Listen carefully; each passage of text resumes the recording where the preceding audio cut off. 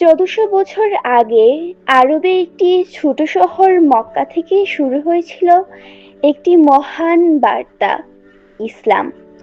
আজ পৃথিবীর প্রায় প্রতিটি দেশে কোটি কোটি মানুষ এই ধর্ম অনুসরণ করে।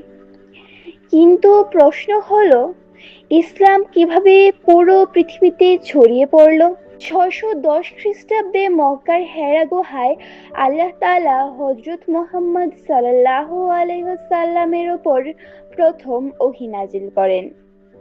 তিনি মানুষকে আহ্বান করলেন এক আল্লাহর ইবাদত করতে, মিথ্যা ও অন্যায় ছেড়ে দিতে এবং ন্যায় ও দয়ার পথে চলতে।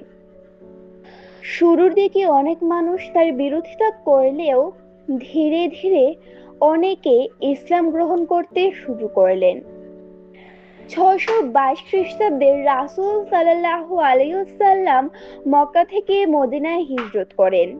মদিনায় ইসলাম একটি শক্তিশালী সমাজ ও রাষ্ট্রে পরিণত হয়। এখান থেকে ইসলামী শিক্ষা আরবের বিভিন্ন অঞ্চলে ছড়িয়ে পড়তে শুরু করে। রাসূল সাল্লাল্লাহু আলাইহি ওয়াসাল্লামের ইন্তেকালের পরে তার সাহাবীরা ইসলামের বার্তা পৃথিবীর বিভিন্ন অঞ্চলে পৌঁছে দেন। ইসলাম ছড়িয়ে পড়ে সিরিয়া, মিশর, পারস্য, উত্তর আফ্রিকা, স্পেন। তারা শুধু যুদ্ধের মাধ্যমে নয়, বরং ন্যায় বিচার, সততা ও সুন্দর চরিত্রের মাধ্যমে মানুষকে ইসলামের প্রতি আকৃষ্ট করেছিল। অনেক মুসলিম ব্যবসায়ী ইসলামের বার্তা নিয়ে গিয়েছিলেন দূর দেশগুলোতে। ইন্দোনেশিয়া, মালয়েশিয়া, ভারত ও বাংলাদেশে ইসলাম ছড়িয়েছে মূলত সুফি সাধক ও ব্যবসায়ীদের মাধ্যমে।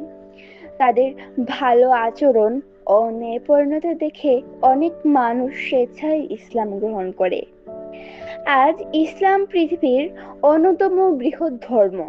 ইসলাম ছড়িয়ে পড়েছে শুধু শক্তি দিয়ে নয়, বরং সত্য, ন্যায় এবং উত্তম চরিত্রের মাধ্যমে। এটা ইসলামের প্রকৃত সৌন্দর্য।